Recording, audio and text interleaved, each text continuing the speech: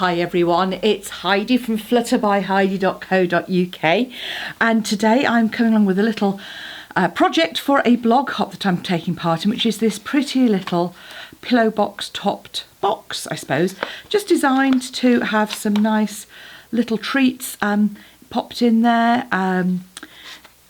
Yeah, you could pop all sorts, nice bit of jewellery, something like that. And I've used the Sand and Sea Suite here, as along with our new layering ovals punch. And the reason for that is that just the paper is so pretty. So this is the paper in the suite. And you can see on the one side we've got the seashell images, but on the reverse we've got this beautiful patterning, as you can see here. So lots of choices. So even if you don't like seashells, you could use these lovely patterns that we've got in beautiful soft pinks and blues and a little bit of Sahara sand as well. The decorations, I've actually embossed these, but I'm going to show it you with a couple of variations for ideas if you haven't got the embossing folder and just the stamp set, but they are lovely. And there's lots of things in the suite. If you haven't seen it already, pop along to my YouTube channel and you'll see that I've done a suite showcase sharing lots of these different projects. So start off with, you're going to need some designer series paper. So I've got a piece here, and you want a piece that's 18 by 45 centimetres. Sorry, not even 45, by 14.5, that would be rather large, wouldn't it? So I'm going to take the top section of this here and just trim that to 18 by 45. You'll also need your an oval shape as well, to create that little curve at the top. Okay.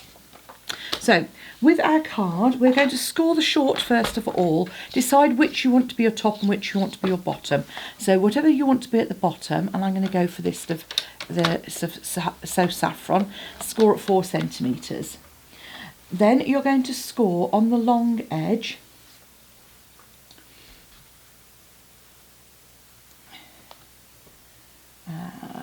right at 8, just down 1.5 centimetres, and 16, just 1.5 centimetres down. And then in this bottom section we're going to do some scoring. So I'm going to score at 2 centimetres, at 6 centimetres, again just this bottom section, at 10, and at 14, and all of those are obviously below that score line. Okay, so we've got these two little marks at the top here, and what we're going to do now is grab our layering ovals and a ruler, and we're going to knock my camera out of the way. Okay, so with your layering ovals, layering shapes, so what I want is this one here,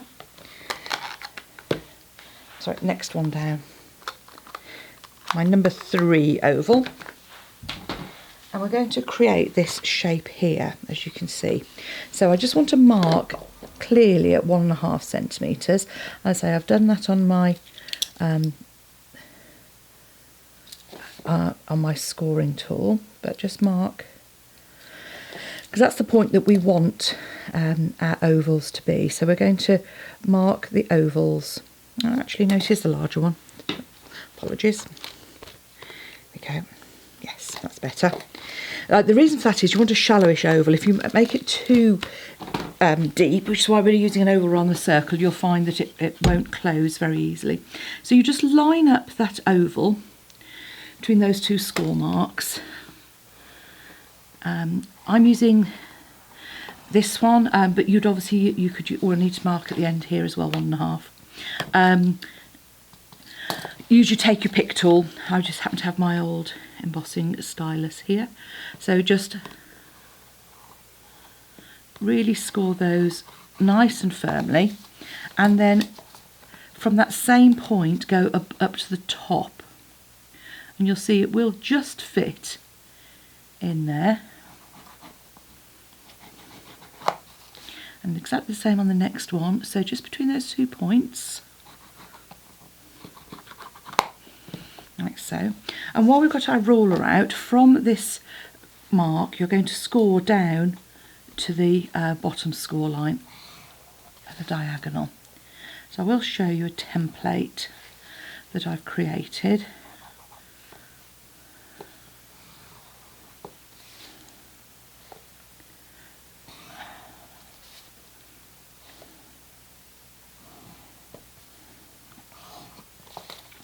So you're going to end up with something like this, as you can see here.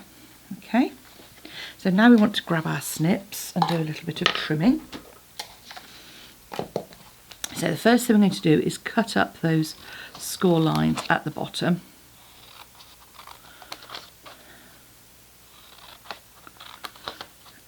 All the way up.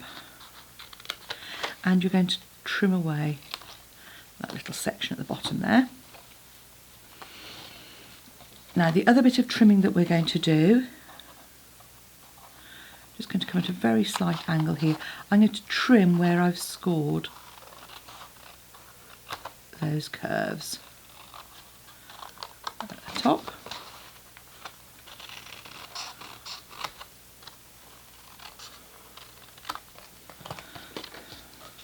And then you want to reinforce those. And what you also want to do now is trim away on this section here as well. This is where it's going to overlap. And what I'm going to do now is actually add some fine red line tape to this on that angle.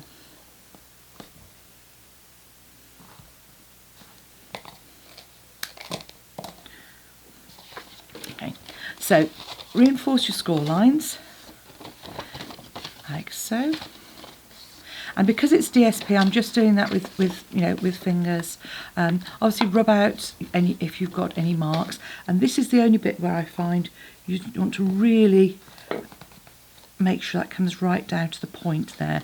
And that's the only bit where there isn't much of a join. So we just need to make sure that's nice and secure. And then with these top ones, you're just going to take your fingers and just gently pinch and score that curve, and it's just a bit of gentle easing. You see that, like so.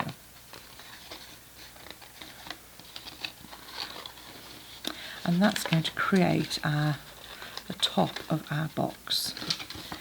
So while we're doing that, I was going to talk to you about the shells. So what I've done is here you can see I have die cut the seashells and then popped through the stamped and then popped through the embossing folder, which gives beautifully textured seashells. And I've done the same with the blue here. But if you haven't got the stamp set, you can just use an embossing folder, and then you could cut those by hand as well, or you could stamp and cut the shells. See if I've got a sample. I mean, I just think they're beautiful if they're, you can see here, I've got one, there you go. So you could just cut that out. They're quite nice shapes to cut out, so they would cut out quite nicely. But I think if you've got the die and the embossing folder, it makes such a difference to the texture. So what I'm going to do is have a look at which of those I'm going to add. So I think what I shall do is I'm going to add this blue kind of conch shell here, and all I'm doing is just trimming away those little joins. Like so. Get that extra texture, and then I think I'll have my pink kind of clam shell. So, and it's just these little bits where they join, and obviously I've then got several images that I can use on other projects quite easily. So those are my two shells. I'm then going to grab the lovely For You and the little almost like a mini sort of scallop shell. I'm just going to cut my piece of card because I'll show you with the, there we go, and pop those shells. And just because they're photopolymer, I've not used my stamping pierce mat, which I would normally, but they're okay, I think, for these little ones. Just add some shells around there, and then you can slide that piece until you're happy with it, just like so. And that's why I cut a strip, because I don't want to waste that bit of card there. And I've got just a scrap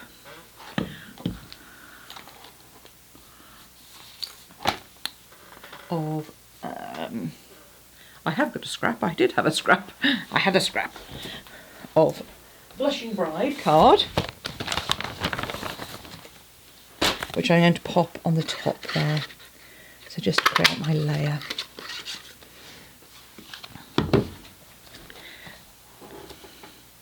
Now that'll easily, all I'm going to do is just add that on with a little liquid glue.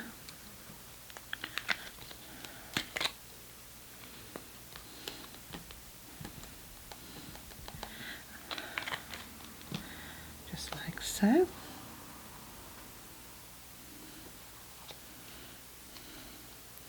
And just shape that slightly. So while this is still flat, because obviously it's more difficult to get our layers on, I'm just going to add my seashells. So I'm going to decide which is going to be the front. Now what you want is this panel here with the little flap is going to be my front panel. So I'm just curving that shell slightly. Pop there. Same with this one here.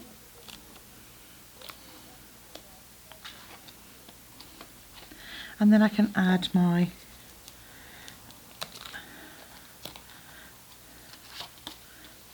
tab just easily onto the front there. So now what I'm going to do is add this layer. So this is probably the trickiest bit of all. So what I'm doing is I'm lining up at the very top. So keep those flaps out of the way. Just lining up along that edge.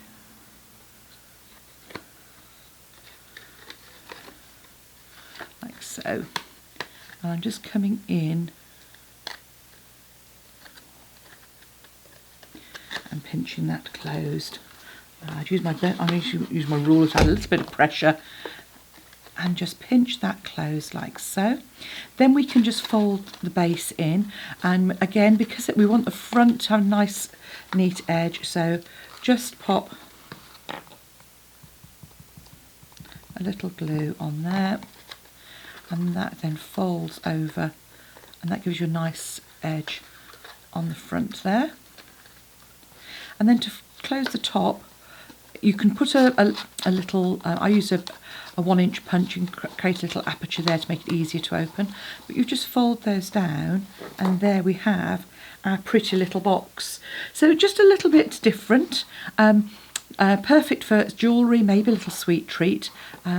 But either way, I'm just going to trim, there we go, just an unusual closure. So thanks for watching, come back and see me again soon. If you'd like to purchase any of the Sand and Sea Sweet or any of the other Stampin' Up products, then do pop along to my blog or follow the links below in the description bar on YouTube.